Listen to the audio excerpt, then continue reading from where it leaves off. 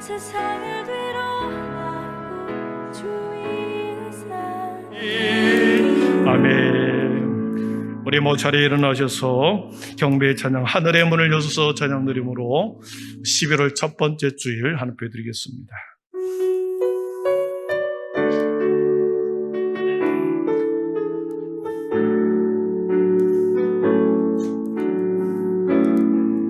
하늘의 문을 여서서 이곳을 주목하소서. 주를 향한 노래가 꺼지지 않으니 하늘을 열고 보소서. 이곳에 임재하소서. 주님을 기다립니다. 기도의 향기가 하늘에 닿으니 주여 임재하여 주소서. 이곳에 오셔서 이곳에서 드리는 예배를 받으소서. 주님의 이름만이 오직 주의 이름만 이곳에 있습니다. 하늘의 문을 여소서. 하늘의 문을 여소서. 이곳을 주목하소서. 주를 향한 노래가 꺼지지 않으니 하늘을 열고 보소서. 이곳에 임재하소서. 주님을 기다립니다. 기도의 향기가 하늘에 닿으니 주여 임재하여 주소서. 이곳에 오셔서 이곳에 앉으소서. 이곳에서 드리는 예배를 받으소서. 주님의 이름만이 오직 주의 이름만 이곳에 이곳에 오셔서 이곳에 앉으소서. 이곳에서 드리는 예배를 받으소서. 주님의 이름만이 오직 주의 이름만 이곳에 있습니다. 아멘. 왕이신 나의 하나님이여, 내가 주를 높이고 영원히 주의 이름을 송축하리이다. 내가 날마다 주를 송축하며 영원히 주의 이름을 송축하리이다. 여호와는 위대하시니 크게 찬양할 것이라. 대대로 주께서 행하시는 일을 크게 찬양하며 주의 능한 일을 선포하리로다. 아멘. 왕이신 나의 하나님, 여기에 당신의 자녀들이 서 있습니다. 오늘도 주의 백성들의 마음의 깊은 곳에서 드리는 찬양과 영광과 존귀를 받으시옵소서. 새로운 한 달을 또한 주시고 겨울을 준비하면서 인생의 겨울을 준비하는 지혜로운 자들이 되게 하여 주시옵소서.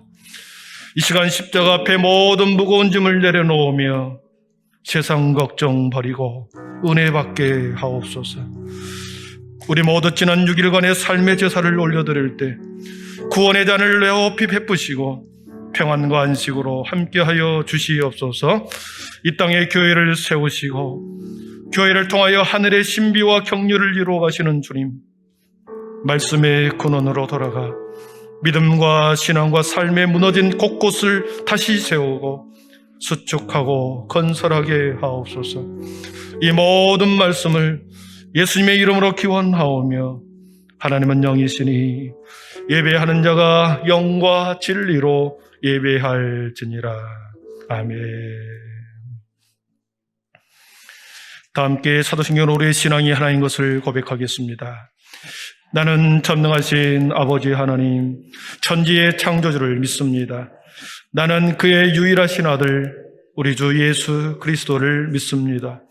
그는 성령으로 잉태되어 동정녀 마리아에게서 나시고 본디오 필라도에게 고난을 받아 십자가에 못 박혀 죽으시고 장사된 지 사흘 만에 죽은 자 가운데서 다시 살아나셨으며 하늘에 오르시어 전능하신 아버지 하나님 우편에 앉아 계시다가 거기로부터 살아있는 자와 죽은 자를 심판하려 오십니다.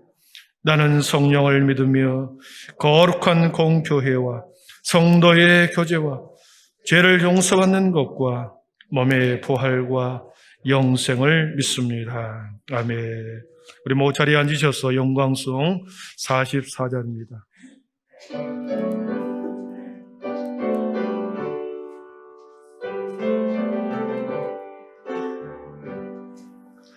지난 이래 동안에 예수 인도했으니 주의 전에 모여서 감사 찬송합니다. 가장 복된 이날이 하늘 한식 펴러가 가장 복된 이날이 하늘 한식 펴로다. 그의 공로 힘이여 은혜 주심 빌 때에 화목하게 하시고 죄를 벗겨주소서. 세상 걱정 버리고 은혜 받게 하소서. 세상 걱정 버리고 은혜 받게 하소서. 하나님의 이름이 찬송하러 왔으니 모임 중에 계시고 영광 나타내소서. 기쁜 하늘 잔치에 참여하게 하소서. 기쁜 하늘 잔치에 참여하게 하소서.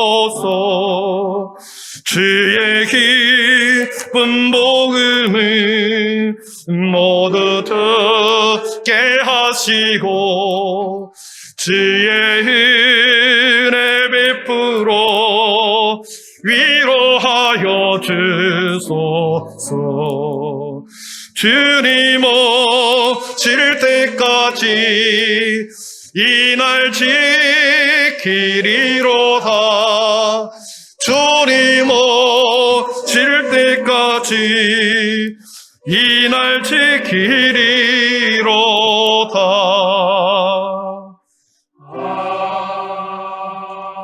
아멘.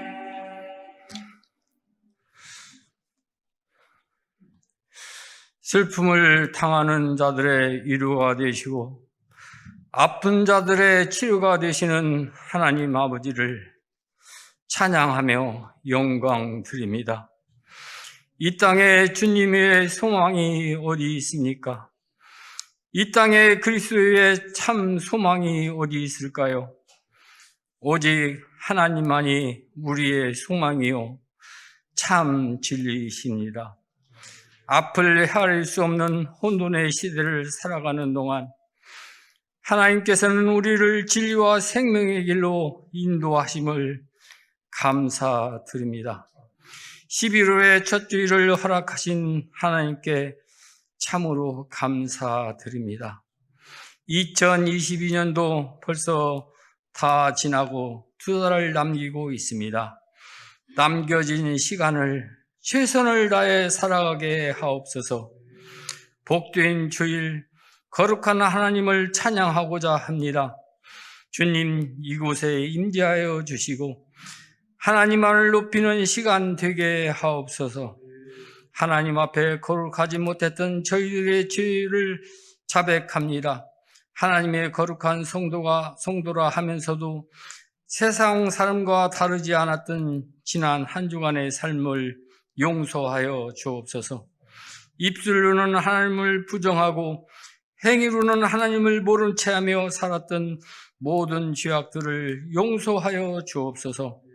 11월을 주신 하나님께 감사드립니다.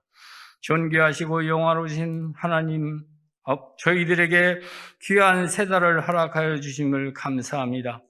하나님께서 원하시고 바라시고 기뻐하신 뜻이 무엇인지 잘 분별하게 하시고 세상 속에서 참 그리스도인답게 사는 것이 무엇인지 잘 이해하며 살아가게 하옵소서.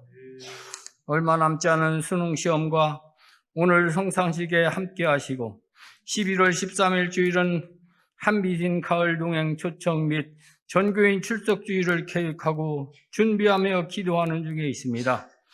11월 20일 주일에는 추수감사주일 동방연주 CCM 가수를 초청하여 찬양하며 예배를 계획하며 기도하는 중에 있습니다.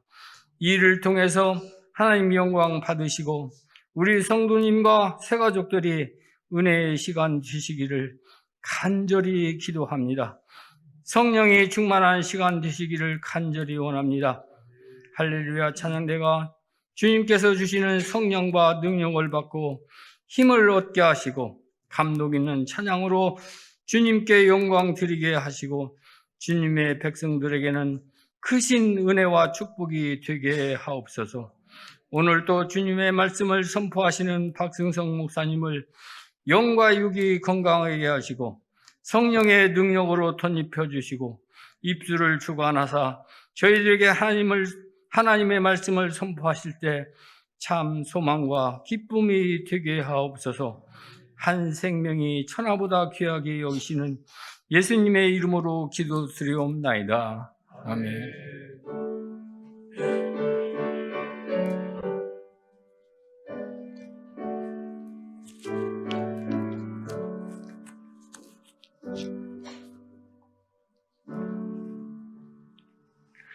너희가 전에는 백성이 아니더니 이제는 하나님의 백성이요 전에는 긍휼을 얻지 못하였더니 이제는 긍휼을 얻은 자 되었느니라. 아멘. 211장 1절 부르시면서 우리 준비한 예물 하나님 앞에 드리겠습니다.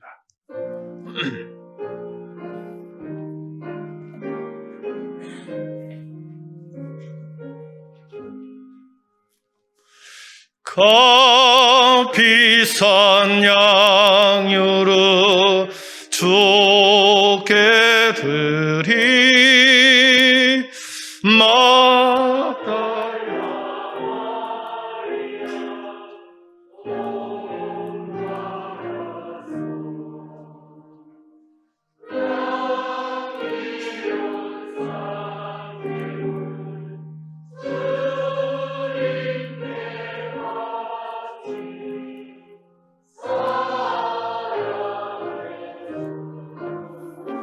내 주님께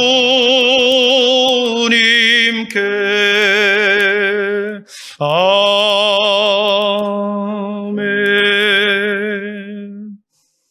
존귀하신 하나님, 은혜와 사랑을 감사합니다. 10월 한 달의 아름다운 계절을 우리에게 허락하셨고 자연을 통하여 우리에게 말씀하시는 하나님의 음성을 듣게 하시니 감사합니다. 모든 자연이 자신의 본분을 따라 때로는 아름답게 때로는 수많은 열매로 자신의 본분을 드러낼 때 하나님, 우리 모든 믿음의 성도들의 삶이 아버지 주님이 주신 소명이 무엇인가를 따라 아름다운 믿음의 열매를 맺어가게 하여 주시옵소서. 여기에 지난날의 우리 일주일의 삶과 지난 10월 달의 모든 시간 속에 감사함으로 올려드립니다. 드려지는 모든 손길 위에 하나님이 땅에 기름진 것으로 하늘에 신령한 것으로 채워 주옵소서. 오늘도 아버지 하나님 눈과 마음과 귀를 열어서 주님의 말씀을 보고 듣고 품게 하여 주셔서 나를 향한 하나님의 교회, 우리 교회를 하는 하나님의 뜻을 발견하고 다시 세상에서 능력 있는 그리스도인으로 살아가도록 하늘의 은혜로 채워 주시옵소서. 예수님의 이름으로 축복하며 기도하옵나이다. 아멘.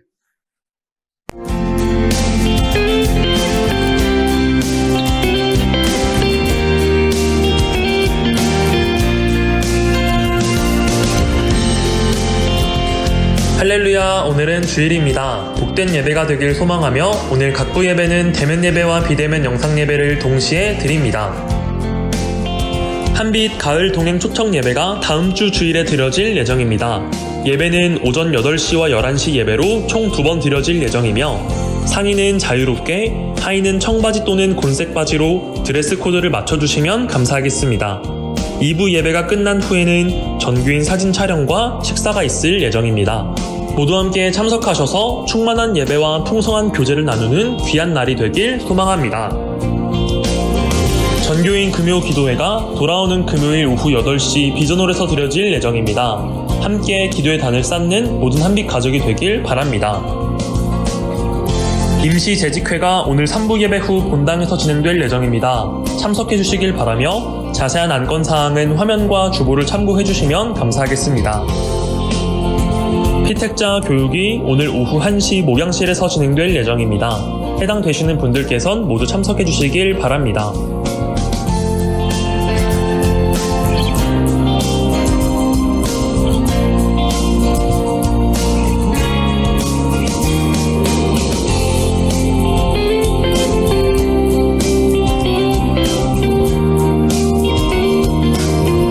오늘도 하나님의 풍성하신 은혜와 예수님의 한없는 사랑이 넘치고 또 넘치는 귀한 예배가 되길 간절히 소망합니다. 우리 다음 주하고 그 다음 주 2주 연속 우리 예배를 딱 2번 드립니다. 그래서 9시 반 예배는 없고 우리 11시 예배 함께 연합으로 드리기 때문에 9시 반에 혼자 와서 예배 드린다고 앉아있으면 혼자 뻘쭘해집니다. 예. 오실 때는 반바지가 아니고 청바지. 청바지, 반바지 아닙니다. 청바지 입고 오시기를 바랍니다. 우리 진경구가 잠시 앞으로 다음 주에 군대 간답니다. 우리 제가 잠시 기도하고 군 생활 잘 할 수 있도록 그 자리에 서 주십시오. 네. 기도하겠습니다. 사랑의 하나님, 시간의 때에 하나님의 때에 우리 경국이를 하나님께서 이 국가가 불러 다시 믿음의 자녀로 또 훈련을 통해서 이 땅의 국방의 의무를 충실하게 감당하도록 하나님의 기회를 주신 것을 감사합니다. 주님, 모든 그 군복무 시간 동안에 더 하나님 앞에 신실한 믿음의 청년으로 자라가게 하시고 주님, 선배와 후배와 동료 사이에 칭찬받고 인정받는 우리 경국이가 되게 하여 주옵소서. 머리털 하나 상하지 않도록 주님의 불꽃 같은 눈으로 사랑하는 아들의 모든 시간과 모든 근무하는 시간 속에 아버지 다치지 않고 잘 감당하고 주님 더 성숙한 아들로 거듭나게 하여 주시옵소서. 기간 동안에 꿈을 발견하게 하시고 그 기간 동안에 자신의 인생에 큰 비전을 품고 돌아오는 귀한 시간 되게 하여 주시옵소서. 예수님의 이름으로 축복하며 기도하옵나이다. 아멘. 네, 우리 잘 갔다 오라고 우리 격려의 박수 한번 쳐주겠습니다. 네. 오늘 우리에게 주신 하나님의 말씀은 창세기 22장 1절에서 14절입니다. 창세기 22장 1절에서 14절 말씀, 구약성경 28면에 있습니다.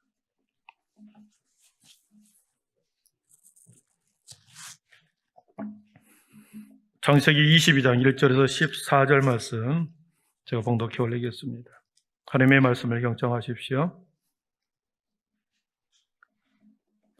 그 일 후에 하나님이 아브라함을 시험하시려고 그를 부르시되 아브라함아 하시니 그가 이르되 내가 여기 있나이다. 여호와께서 이르시되 내 아들 내 사랑하는 독자 이삭을 데리고 모리아 땅으로 가서 내가 내게 일러준 한 산 거기서 그를 번제로 드리라. 아브라함이 아침에 일찍이 일어나 나귀의 안장을 지우고 두 종과 그의 아들 이삭을 데리고 번제에 쓸 나무를 쪼개어 가지고 떠나 하나님이 자기에게 일러주신 곳으로 가더니 제3일에 아브라함이 눈을 들어 그곳을 멀리 바라본지라. 이에 아브라함이 종들에게 이르되 너희는 나귀와 함께 여기서 기다리라.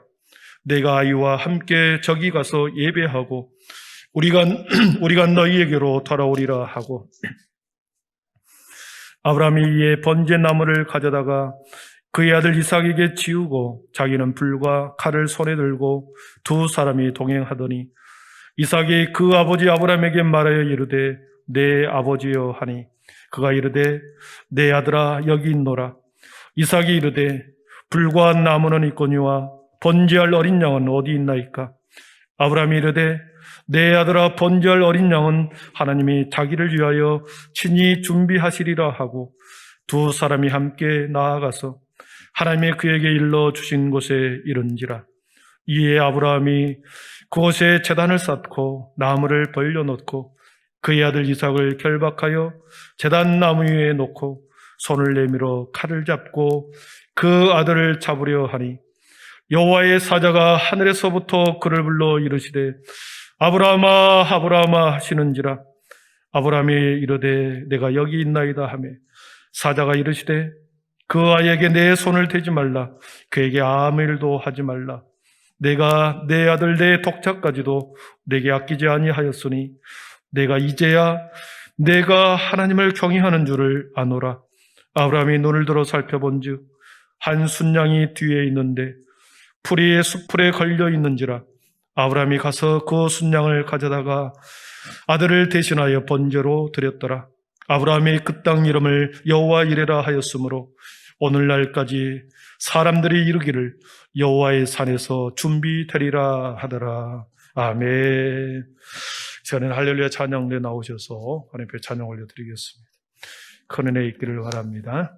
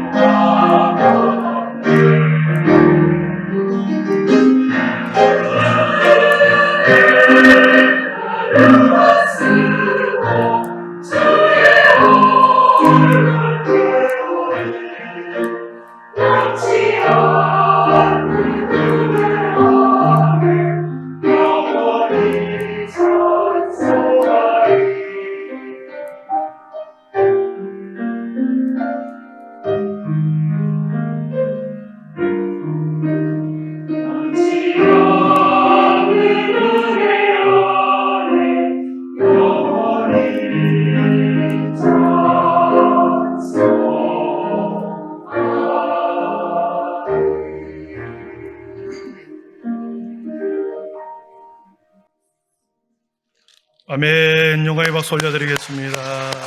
예, 감사합니다. 우리 서로 앞뒤 좌우 인사할 때 서로 얼굴을 한번 쳐다보시고 이렇게 인사하겠습니다. 한 영혼을 위해서 기도합니까? 한번 예, 앞에 좌우를 보면서 다음 주 한 영혼을 위해서 지금 기도하고 있습니까? 한번 물어보겠습니다.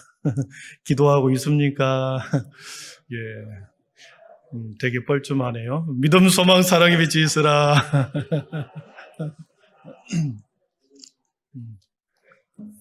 빛만이 끼워 이렇게 뻘쭘해가지고. 네. 다음 주 우리가 하늘잔치를 준비했습니다. 가을 동행. 여러분, 동행은 혼자 가는 게 아니죠. 뭔가 옆에 같이 가는 사람이 있어야 되죠.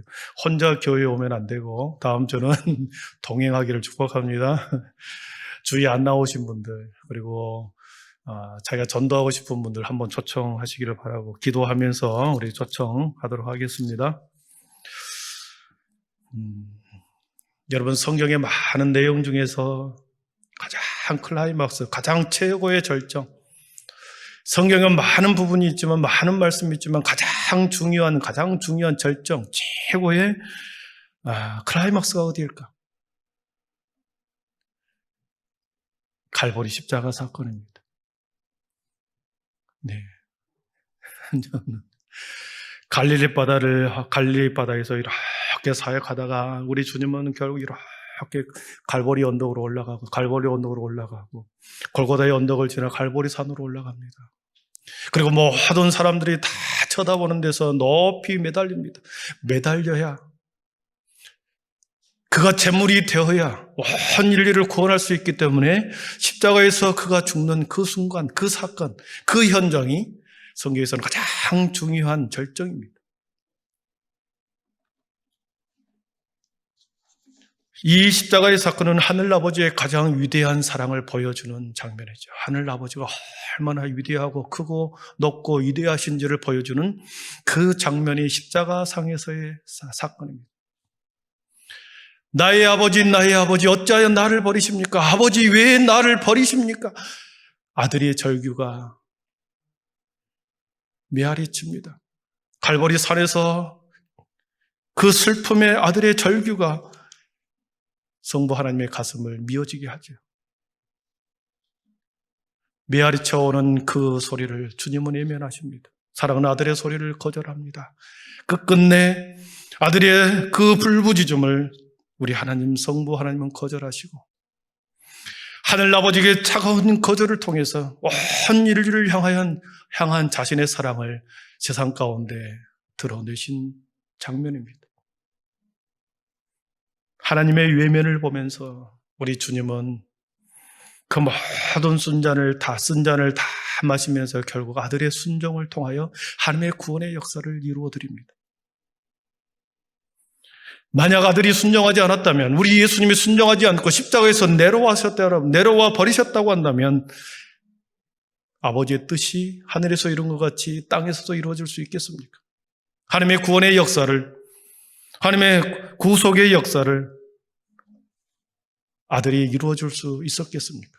아들의 예수님의 위대한 순종을 통하여 하나님의 구속의 역사를 이루어드린 것이죠.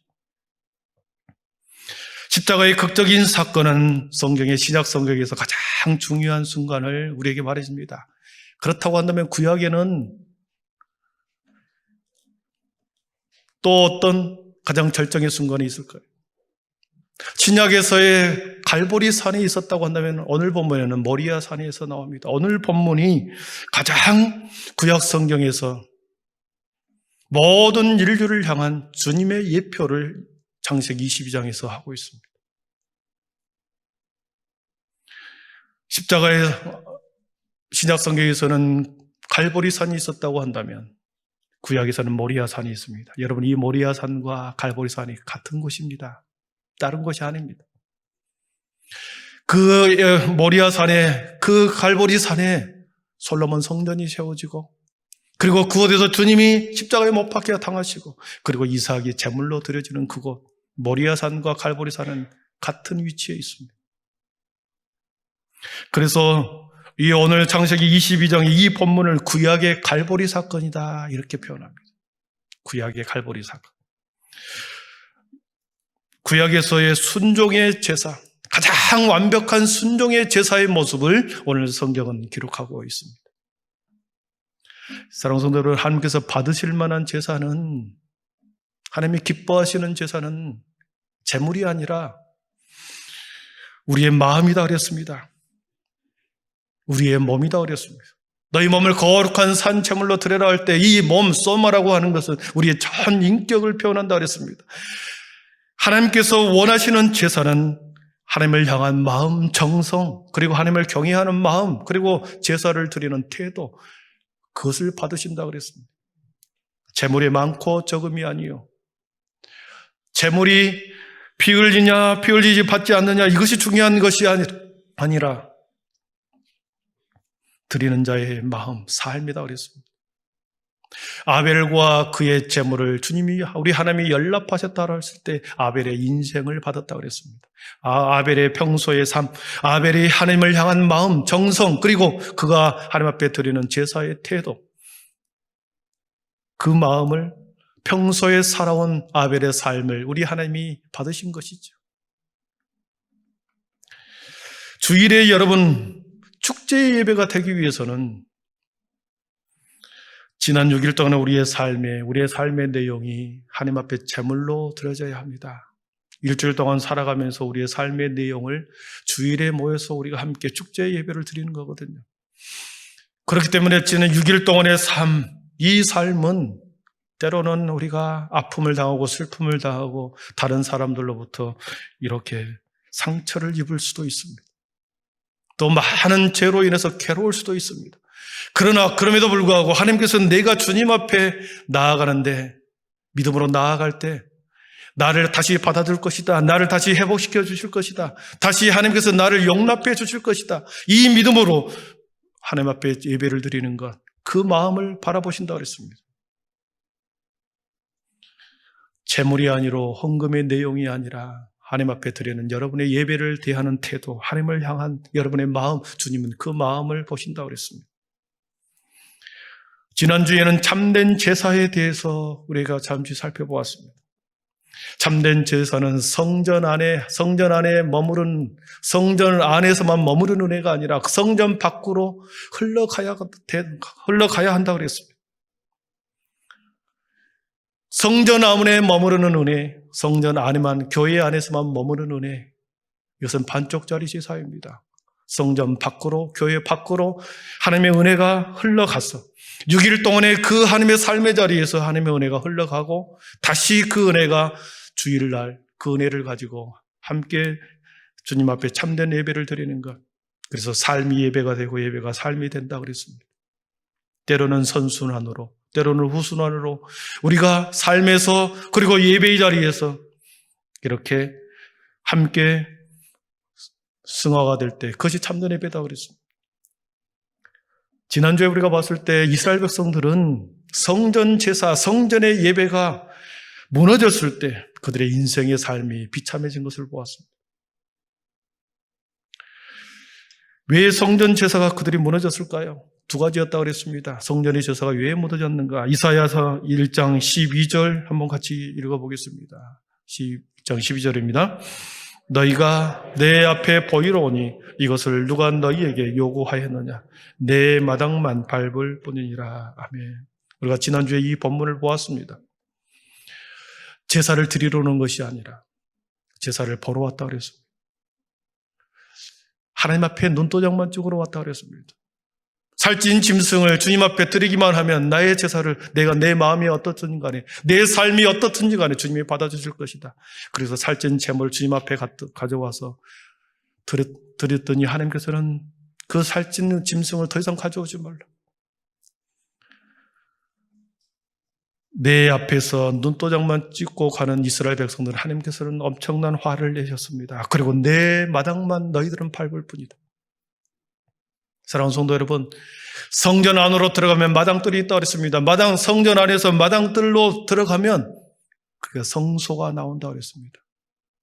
성소가 나와서 그 성소 안으로 들어가면 좌우에 분향단과 떡상이 있고 강 가운데 분향단이 있고 좌우에 떡상과 7 촛대가 놓여 있다고 그랬습니다. 그래서 분향단까지 가서 거기서 하나님이 내가 너와 거기서 만나고 내가 너희서 말하리라 그랬거든요. 그래서 모든 제사를 드리는 사람은 성소 안으로 들어가 분향단까지 가야, 지성소 앞까지 가야 하나님께서 거기서 만나주시고 내가 말하리라 그랬거든요.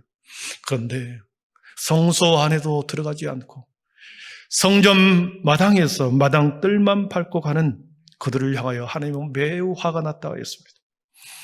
이러한 제사를 받지 않는다 경고하셨습니다. 사랑하는 성도 여러분, 참된 제사는 성소 안에 머무르는 은혜가 아니라 흘러보낸다고 그랬습니다. 그래서 하나님 앞에서 말씀을 듣고 내 죄사함을 확인받은 후에 다시 성전 밖으로 나와서 정의를 행하고 선행을 배우고 학대받는 자와 고아와 과부를 위하여 신원하는 것, 이렇게 말씀하셨습니다. 가난한 사람과 함께 고아와 과부를 돌보고 그들에게 성전의 은혜를 흘러보내는 것, 여기까지가 참된 제사다 그랬습니다.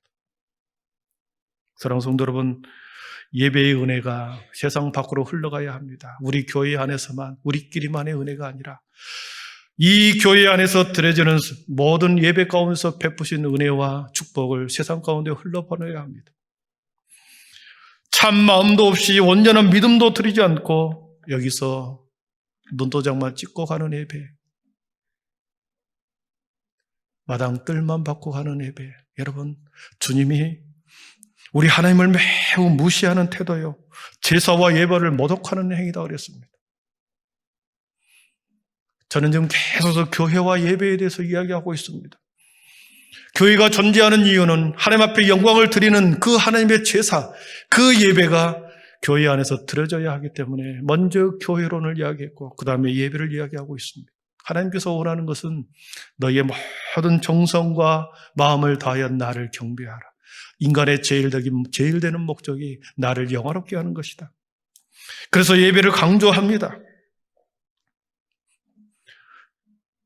여러분의 예배가 여러분의 삶의 자리로 일주일 동안 흘러가고 그 흘러갔던 은혜를 다시 주일에 와서 여기서 다시 확인하는 그러한 삶과 예배가 선순환으로 이루어지기를 축복합니다. 오늘 본문은 이 땅에서 가장 가슴 아프면서도 가장 아름다운 순종의 제사의 모습이 나옵니다. 창세기 4장에서는 아벨의 제사, 너희들이 옛 제사를 드릴 때 몸으로 드린다라고 하는 것이 어떤 것인가를 우리에게 아벨의 제사를 통해서 보여줬다고 한다면, 오늘 22장에서 와서는 너희들이 예배를 드릴 때, 제사를 드릴 때 순종의 제사가 어떻게 드려야 하는지 오늘 우리에게 말씀해 주고 있습니다. 사랑하는 성도 여러분, 제사는 순종으로 드리는 줄 믿습니다. 여러분의 예배는 순종으로 드리는 것입니다. 나의 의지를 꺾고, 나의 교만, 나의 생각, 나의 아집을 꺾고, 내 자아를 꺾고 주님 앞에 순종으로 드리는 그 예배를 주님은 원하시고 계십니다. 오늘 말씀에는 두 사람의 순종이 나옵니다. 아버지 아브라함의 순종과 아들 이삭의 순종이 나옵니다. 이 두 순종이 결합됐을 때 순종의 완전한 제사의 내용을 우리가 하나님이 받으시는 겁니다. 이 두 사람의 순종은 결국 예수 그리스도 안에서 십자가에서 이루어지는 사건을 표현해주고 있거든요. 먼저 아버지의 아브라함의 순종을 보도록 하겠습니다. 2절을 같이 읽어봅니다. 2절입니다. 여호와께서 이르시되 내 아들 내 사랑하는 독자 이삭을 데리고 모리아 땅으로 가서 내가 아멘. 내 아들 내 사랑하는 독자 이삭을 데리고 모리아 땅으로 가서 그를 번제로 드리라. 내 사랑하는 아들, 내 아들 독자, 내 사랑하는 아들, 그 아들을 번제로 드리라. 이 명령에 대한 순종은 어떻게 보면 종교적으로, 도덕적으로, 윤리적으로 매우 감당하기 어려운, 이해할 수 없는 명령입니다. 왜 그렇습니까? 종교적으로는 그렇습니다. 하나님께서는 생명을 가장 소중히 여긴다고 그랬습니다. 생명, 피, 사람을 죽이는 것은 하나님께서는 매우 금했고 생명을 귀하게 여기는 것은 하나님 그 자체였습니다. 그런데 하나님께서는 너의 사랑하는 아들 그 생명을 죽여서 번제로 드리라는 것입니다. 이 명령은 종교적으로 이해할 수 없는 거죠. 번제로 드리라고 하는 말은 모든 살을 각을 떠서 그리고 내장까지도 다 끄집어내어 제단 위에 올려놓고 불로 태워드리는 것이 번제의 제물이거든요. 너희 아들을, 내 사랑하는 아들을 그렇게 각을 떠 죽여 피를 흘려 불로 태워 나에게 제사를 드려라. 번제로 드리라. 이 명령, 종교적으로 이해할 수 없는 명령입니다. 도덕적 윤리적으로도 마찬가지입니다. 아들과 부모와 자식은 천륜입니다. 한 몸이죠. 천륜을 끊고 친히 아버지의 손으로 자식을 죽이라고 하는 것, 그것은 윤리적으로 도덕적으로 매우 이해할 수 없는, 합당하지 않는 명령입니다. 나의 피부치, 내 살과 같은 그 사랑하는 자식을 죽이라고 하는 것은 윤리적으로 감당할 수 없는 명령입니다. 여러분, 어떻게 보면 이 자신의 아들을 죽이고 죽이는 이 윤리적인 행위, 하나님의 이 윤리적 살인 행위가 종교적 경건의 극치로 비춰질 수 있다 그랬습니다. 종교적 극치. 그러니까 여러분, 우리가 자신이 믿는 하나님, 자신이 믿는 신, 우리는 하나님이죠. 하나님에 대해서 나의 믿음을, 나의 신앙적 믿음을 가장 극치로 끌어올 수 있는, 최대치로 끌어올릴 수 있는 것은 뭐겠습니까? 내가 하나님을 향하여 내 마음, 내 믿음을 어떻게 보여주겠습니까? 첫 번째는 나의 가지고 있는 모든 것을 전부를 드리는 것입니다. 내가 하나님을 사랑하는지, 내가 믿는 신에 대해서 나의 믿음을 보일 때, 나의 전부를 바칠 때, 그리고 더 나아가 나의 생명을 드릴 때, 내가 하나님 앞에, 내가 믿는 신에게 종교적 믿음을 최대치로 끌어오는 것입니다. 더 나아가서 아들을 인신제사로 드리는 거였습니다. 하나님의 절대 명령에 과연 이해할 수 없는, 윤리적으로, 종교적으로 이해할 수 없는 이 명령에 대해서 아브라함이 과연 반응하여 순종할까? 순종할 수 있을까? 순종으로 나아갈까? 하나님은 지금 그를 시험하고 있습니다.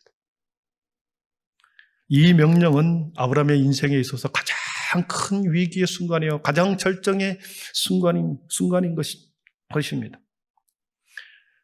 사랑하는 성도 여러분, 우리의 인생 가운데서도 하나님께서는 인생의 위기 가운데 몰아넣고 위기의 순간, 가장 큰 절정의 순간을 우리에게 맞닥뜨리게 할 때도 있습니다. 아브라함처럼 너의 전부를 드려라. 아브라함처럼 가장 너가 소중한 것을 드려라. 어느 날 하나님께서 여러분에게 이런 명령을 내린다고 한다면 여러분 어떻게 하겠습니까? 그 명령을 받는 순간 여러분의 인생은 가장 큰 위기를 맞는 순간이죠.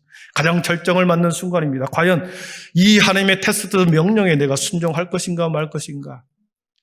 여러분, 위기의 순간이죠. 그러나 보십시오. 걱정하지 마십시오. 왜 그렇습니까?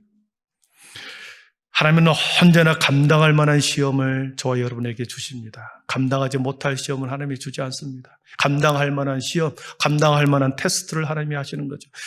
여러분의 믿음과 아브라함의 믿음은 천지차이입니다. 아브라함의 믿음은 받을만 하기 때문에 너희 아들을 바치라고 했지, 우리는 아브라함의 믿음을 따라갈 수가 없습니다. 그렇기 때문에 너희 전부를 드려라, 너희 전부 가장 소중한 것을 하나님 앞에 바치라 요구하지 않습니다. 그런데 가끔 하나님께서는 특별한 사람에게 하나님께서는 명령을 합니다. 너희 인생을 드려라. 감당하지 못할 엄청난 명령을 어떤 경우는 특별한 사람에게 하나님께서는 그 명령을 하십니다. 그래서 그 명령이 엄청난 부담감으로 다가온다. 그 명령을 내가 거역할 수도 없고 내가 받아들일 수도 없는 부담감으로 다가온다. 기도하면 그 생각이 나고 그 일을 해야 되는가 보다 그런 거룩한 부담이 온다고 한다면 그것은 곧 그것을 주님이 지금 그 명령에 순종하라고 하는 사인입니다.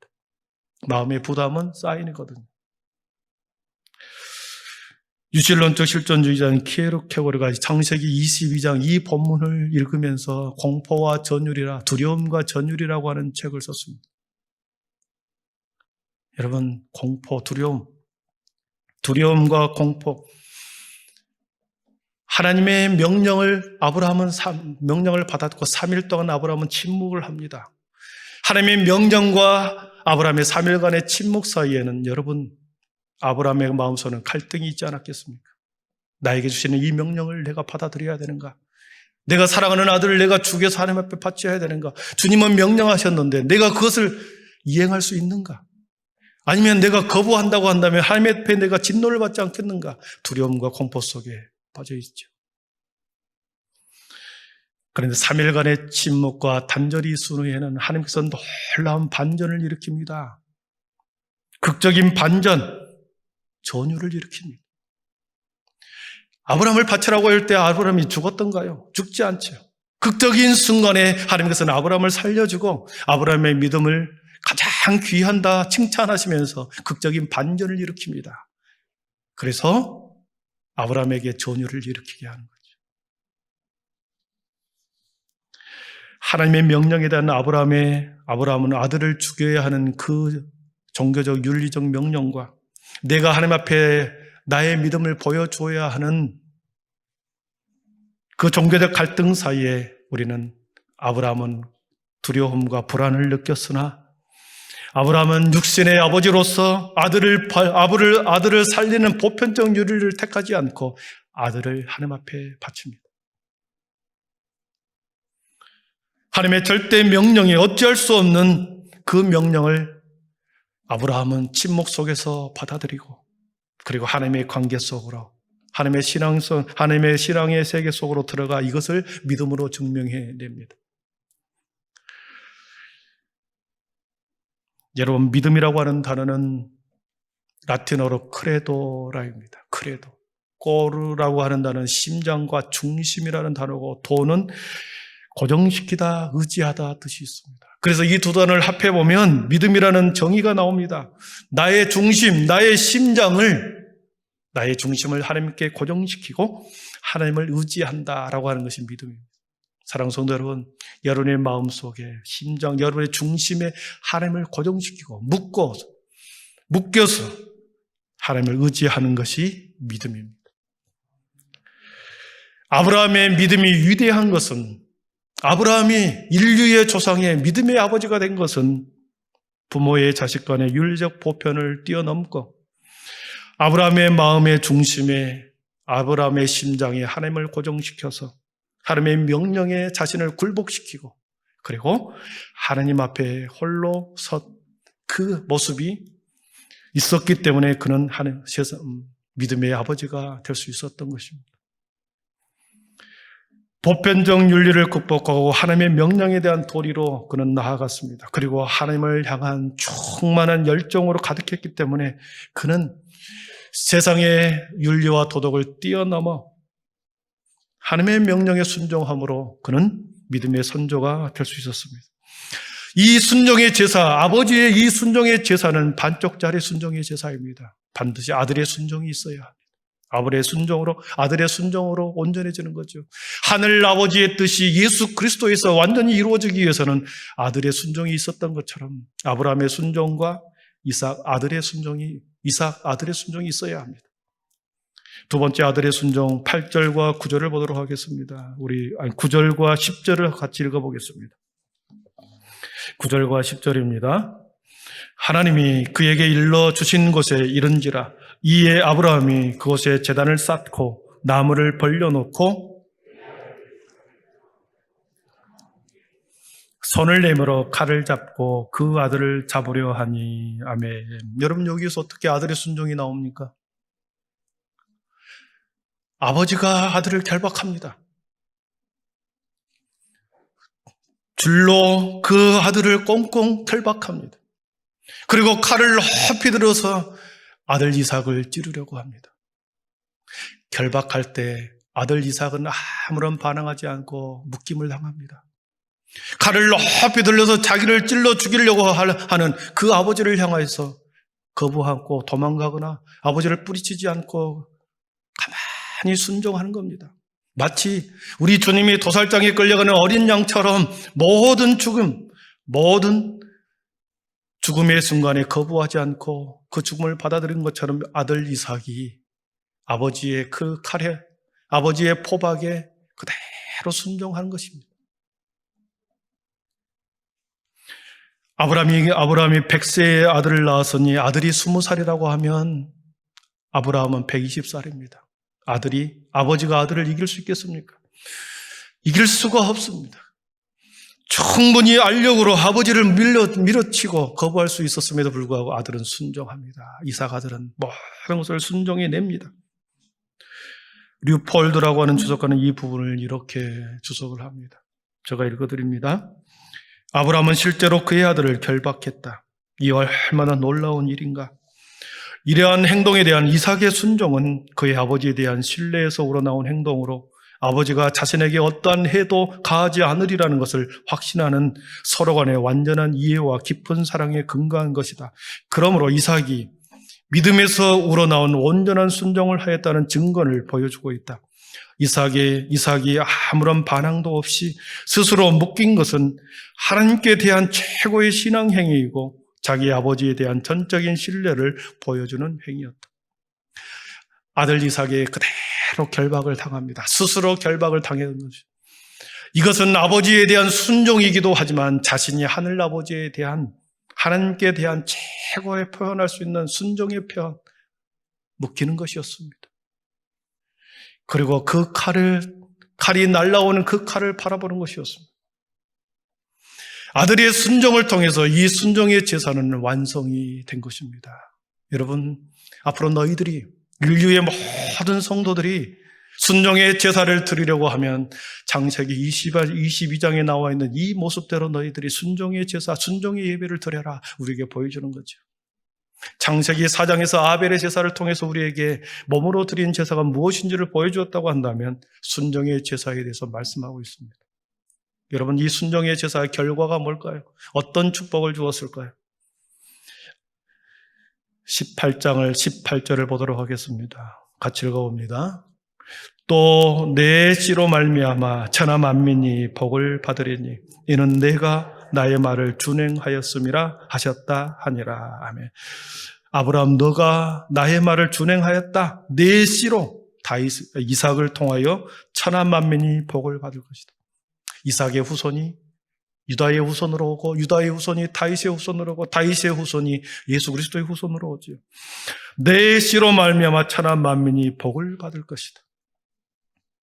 말씀을 정리합니다. 아브라함은 실제로 자신의 아들을 죽이려고 했습니다. 가장 소중한, 가장 사랑한 자신의 아들을 정말로 바치려고 했습니다. 아브라함은 세상 그 무엇보다도 자신의 사랑하는 아들보다도 하나님을 더 사랑했습니다. 아브라함은 어떤 대가를 치르더라도 하나님께 절대 순종의 마음으로 그 제사에 임했습니다. 그 마음이 모리아산 위에 제단에서 증명이 되었고 그곳에서 아들의 순종을 더하여 완벽한 순종의 제사를 세상 가운데 주님 앞에서 증명해 내었습니다. 사랑하는 성도 여러분, 순종의 제사는 하나님을 더 사랑하는 마음으로 드리는 것입니다. 예배 드리는 것보다도 더 소중한 시간, 세상에서 돈 버는 것입니까? 더 소중한 것을 드리는 시간입니다. 예배는 하나님을 만나는 시간이요, 우리가 가장 소중한 것을, 그것보다도 더 귀한 것을 하나님 앞에 드리는 시간입니다. 순종의 제사는 누구보다, 세상의 무엇보다도 하나님을 더 사랑함으로 드리는 제사, 예배가 순종의 예배입니다. 순종의 예배는 내 의지를 꺾고 내 자아를 꺾고 내 마음의 중심에 하나님을 고정시키고 내 심장 속에 하나님을 고정시키고 절대 믿음의 마음으로 주님 앞으로 나아가는 예배, 그것이 순종의 제사의 예배입니다. 이 시대에 아브라함과 같은 순종의 사람을 우리 주님은 찾고 있습니다. 이삭과 같이 순종의 사람을 찾고 있습니다. 주님과 같이 십자가에서 순종했던 그 사람을 찾고 있습니다. 그 순종의 사람들이 모여서 함께 드린 순종의 예배를 받으시기를 우리 주님은 원하십니다. 순종의 사람, 그 사람들이 함께 드리는 순종의 예배를 하나님께서는 받으시기를 원하시는 것입니다. 우리 한빛의 모든 성도들이 이 시대의 순종의 사람이 되고 함께 우리 모두 다시 주일마다, 매주일마다 순종의 예배로 하나님 앞에 영광을 드리는 우리의 모든 삶 되기를 축복합니다. 기도하겠습니다. 사랑의 하나님 감사합니다. 주님, 예배보다도 물질이 더 우선시되게 예배의 시간을 두고 다른 곳에서 보내는 어리석은 자가 있다고 한다면 주님 깨우쳐 주시고, 우리에게 주님이 받기를 원하시는 예배는 순종의 제사의 예배다 그랬습니다. 우리 세상의 그 어떤 것보다도 그 누구보다도 더 주님을 사랑하고 사랑하는 마음으로 드리는 예배다 했사오니 아브라함의 마음, 아들의 마음을 우리에게 주셔서 주님 예배하게 하여 주시옵소서. 예수님의 이름으로 기도하옵나이다. 아멘. 이 시간에 성만찬 예식으로 나아가겠습니다. 우리 장로님 준비해 주시고 찬송가 229장 1절 2절 부르시면서 우리 성만찬으로 나아가겠습니다.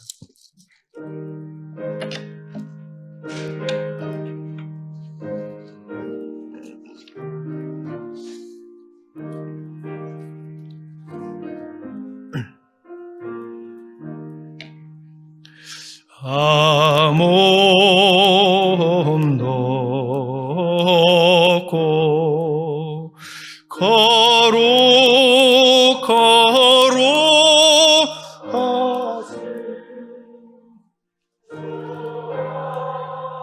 하나님 어린 양이 죽임을 당한 이는 날 위하여 이는 날 위하여 십자가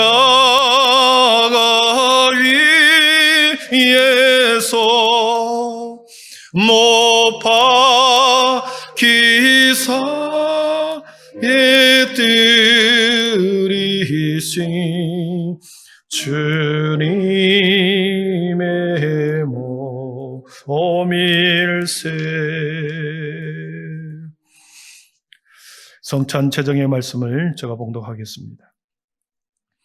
내가 너에게 전한 것은 주께 받은 것이니 곧 주 예수께서 잡히시던 밤에 떡을 가지사 축사하시고 떼어 이르시되 이것은 너희를 위하는 내 몸이니 이것을 행하여 나를 기념하라 하시고 식후에 또한 그와 같이 잔을 가지시고 이르시되 이 잔은 내 피로 세운 새 언약이니 이것을 행하여 마실 때마다 나를 기념하라 하셨으니 너희가 이 떡을 먹으며 이 잔을 마실 때마다 주의 죽으심을 그가 오실 때까지 전하는 것이니라. 그러므로 누구든지 주의 떡이나 잔을 합당하지 않게 먹고 마시는 자는 주의 몸과 피에 대하여 죄를 짓는 것이니라. 사람이 자기를 살피고 그 후에야 이 떡을 먹고 이 잔을 마실지니 주의 몸을 분별하지 못하고 먹고 마시는 자는 자기의 죄를 먹고 마시는 것이니라. 아멘. 주님이 베푸신 성찬은 세례를 받는 자만이 참여할 수 있습니다. 주님이 베푸신 성찬은 단순히 기념을 위한 것이 아닙니다. 우리를 위하여 상하고 찢긴 주님의 살과 그 귀하신 몸에서 남김없이 흘린 피를 깊이 묵상하고 재현하는 현장으로서 그 감격을 마음속 깊이 되새기는 시간입니다. 성찬에 참여함으로 이제는 주님의 살이 나의 살이 되고 주님의 피가 우리의 혈관에 흐르도록 새로운 언약, 새로운 삶의 결단을 하는 시간입니다.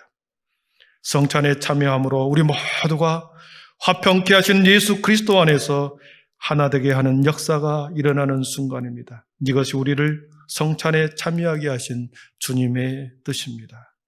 기도하겠습니다. 거룩하신 하나님, 여기에 당신의 사랑하는 자녀들이 겸손의 마음의 무릎을 꿇었습니다. 이 시간 주님이 베푸신 성찬에 참여하고자 합니다.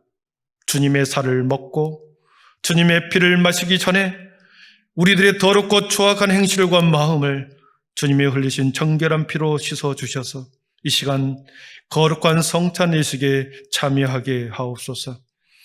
온전히 성령님의 특별한 가호와 은혜가 이 성찬에 참여하는 모든 이들에게 충만하게 임하심으로 주님과 하나 되고 성부 하나님과 하나 되며 모든 성도들과 연합되게 하옵소서. 우리를 새롭게 하시고 산 소망을 주신 예수 그리스도의 이름으로 기도드립니다. 아멘.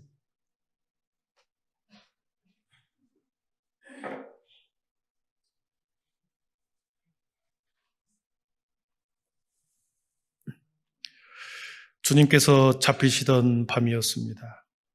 우리 주님은 사랑하는 제자들과 함께 마지막 유월절 식사를 준비하셨습니다. 그때 우리 주님께서는 떡을 들어 하늘을 향하여 축사하셨습니다. 그리고 그 떡을 떼시면서 말씀하셨습니다. 이것은 너희를 위하여 상하고 찢긴 내 몸이다. 받으라 먹으라 명령하셨습니다. 이제 주님의 명령대로 주의 떡을 이 시간 함께 받겠습니다. 사랑하는 성도 여러분, 주님의 떡을 받으시고 주님의 이 떡이 주님의 살이 되고 내 속에 들어와 주님과 함께 연합하는 시간입니다. 주님의 살을 깊이 생각하시고 감사함으로 정결함으로 주님의 떡을 받으시기를 바랍니다.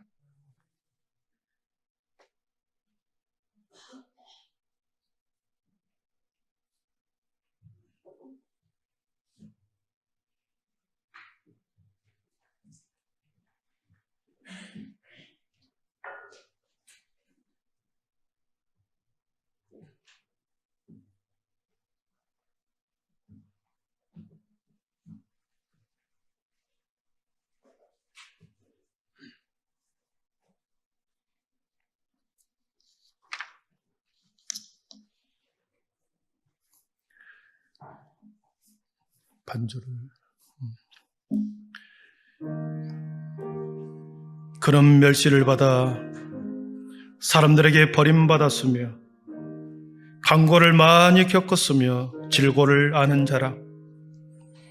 마치 사람들이 그에게서 얼굴을 가린 것 같이 멸시를 당하였고 우리도 그를 귀히 여기지 아니하였도다. 그는 실로 우리의 질고를 지고 우리의 슬픔을 당하였거늘 우리는 생각하기를 그런 징벌을 받아 하나님께 맞으며 고난을 당한다 하였노라. 그가 찔림은 우리의 허물 때문이요 그가 상함은 우리의 죄악 때문이라. 그가 징계를 받음으로 우리는 평화를 누리고 그가 채찍에 맞음으로 우리는 나음을 받았도다. 우리는 다 양 같아서 그릇 행하여 각기 제 길로 갔거늘 여호와께서는 우리 모두의 죄악을 그에게 담당시키셨도다. 그가 곤욕을 당하여 괴로울 때에도 그의 입을 열지 아니하였으며 마치 도수장으로 끌려가는 어린 양과 털 깎는 자 앞에서 잠잠한 양같이 그의 입을 열지 아니하였도다. 예수께서 이르시되 내가 진실로 진실로 너희에게 이르노니 모세가 너희에게 하늘로부터 준 떡을 준 것이 아니라 내 아버지께서 너희에게 하늘로부터 참떡을 주시나니 하나님의 떡은 하늘에서 내려 세상에 생명을 주시는 것이니라. 그들이 이르되 주여 이 떡을 항상 우리에게 주소서. 예수께서 이르시되 나는 생명의 떡이니 내게 오는 자는 결코 줄이지 아니할 터이요 나를 믿는 자는 영원히 목마르지 아니하리라. 아멘.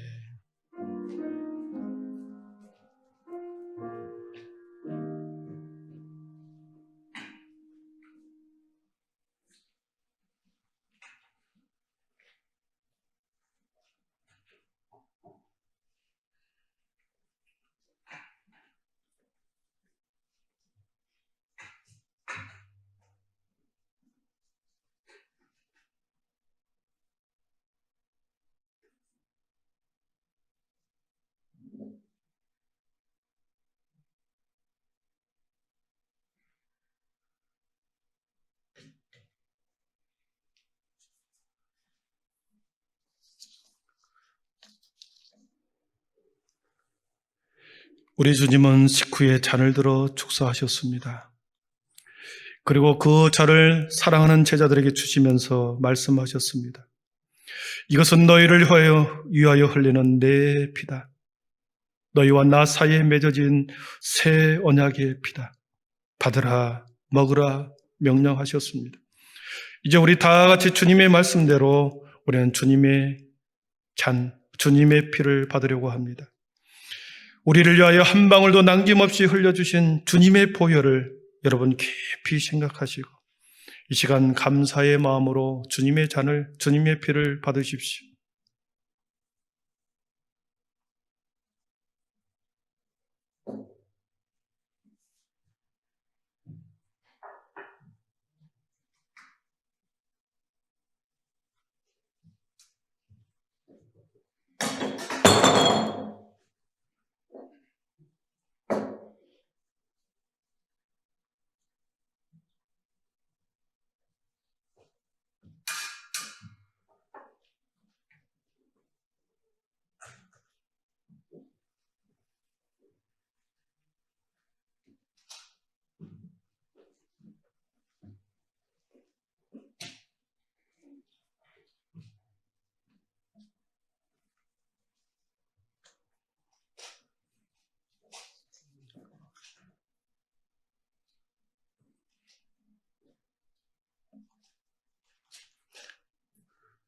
예수께서 이르시되 내가 진실로 진실로 너에게 이르노니 인자의 살을 먹지 아니하고 인자의 피를 마시지 아니하면 너희 속에 생명이 없느니라.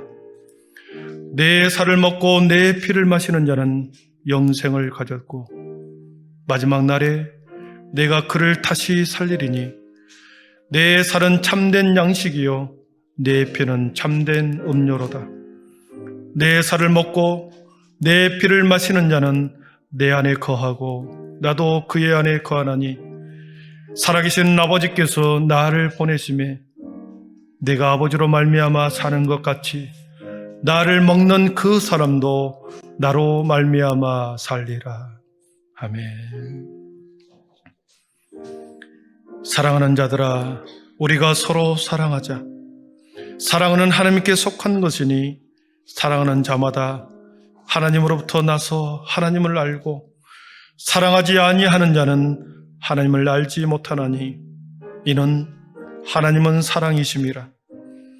하나님의 사랑이 우리에게 이렇게 나타난 바 되었으니 하나님이 자기의 독생자를 세상에 보내심은 그로 말미암아 우리를 살리려 하심이라.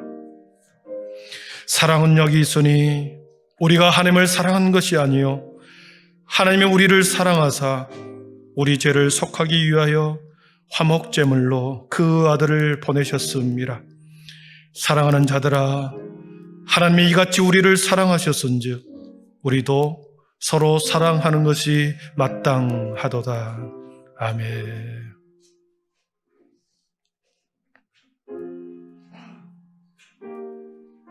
나는 포도나무여 너희는 가지라. 그가 내 안에 내가 그 안에 거하면 사람이 열매를 많이 맺나니 나를 떠나서는 너희가 아무것도 할 수 없음이라. 사람이 내 안에 거하고 내 말이 너희 안에 거하면 무엇이든지 원하는 대로 구하라. 그리하면 이루리라. 내가 아버지의 계명을 지켜 그의 사랑 안에 거하는 것 같이 너희도 내 계명을 지키면 내 사랑 안에 거하리라. 내가 이것을 너희에게 이름은 내 기쁨이 너희 안에 있어 너희 기쁨을 충만하게 하려 함이라. 내 계명은 곧 내가 너희를 사랑한 것 같이 너희도 사랑하라 하는 이것이니라. 아멘.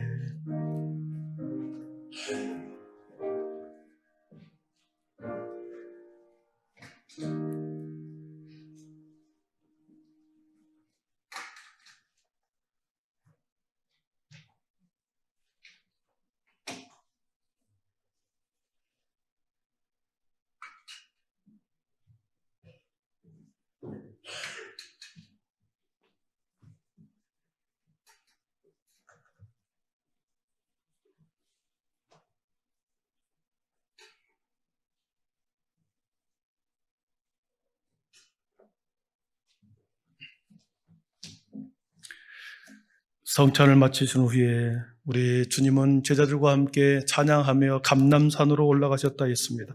우리 모두 다 같이 일어나셔서 주가 일하시네, 주가 일하시네 찬양하고 세상으로 나아가겠습니다.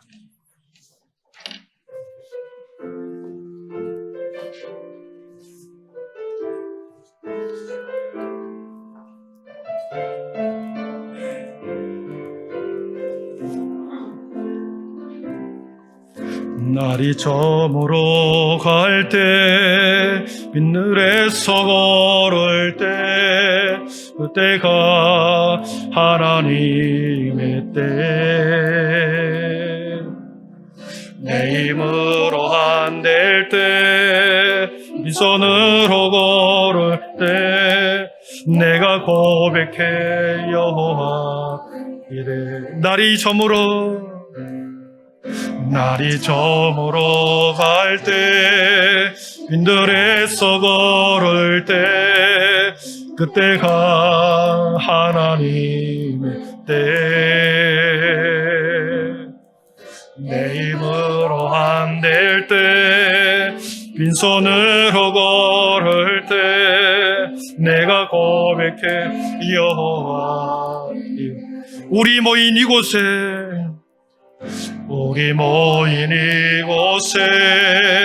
주님 함께 계시네. 누리네 아버지 은혜. 적은 떡과 물고기 내 모든 걸 드릴 때 모두 고백해 여호와 이래. 주가 일하시네, 주가 일하시네, 주가 일하시네, 주가 일하시네. 주께 아끼지 않는 자에게 주가 일하시네, 주가 일하시네. 신뢰하며 걷는 자에게 주가 일하시네, 주가 일하시네, 주가 일하시네. 주께 아끼지 않는 자에게 주가 일하시네, 주가 일하시네. 신뢰하며 걷는 자. 우리 마지막으로 주가 일하시네, 주가 일하시네, 주가 일하시네, 주가 일하시네. 주께 아끼지 않는 자에게 주가 일하시네, 주가 일하시네.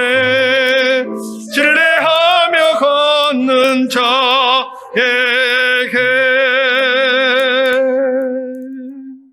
주 예수 그리스도의 은혜와 하나님의 사랑과 성령의 충만하심의 은총이 순종의 사람, 순종의 예배를 드리기를 원하시며 그 예배를 받으시기를 원하시는 우리 하나님의 마음을 깨달아 삶이 예배가 되고 예배가 삶이 되어 우리 모든 믿음의 성도들이 거룩한 주일 안식일 날 이곳에서 다시 찬양의 예배, 감사의 예배, 순종의 예배를 드림으로 하나님께서 기뻐하는 우리의 공동체, 우리의 예배가 되기를 소원하며 다시 아버지의 말씀을 받고 세상으로 나아가 하나님의 은혜를 흘러보내기를 소원하며 자신의 삶으로 나아가는 하나님의 거룩한 백성들 머리 위에 지금으로부터 영원토록 함께 계시기를 간절히 축원하옵나이다. 아멘.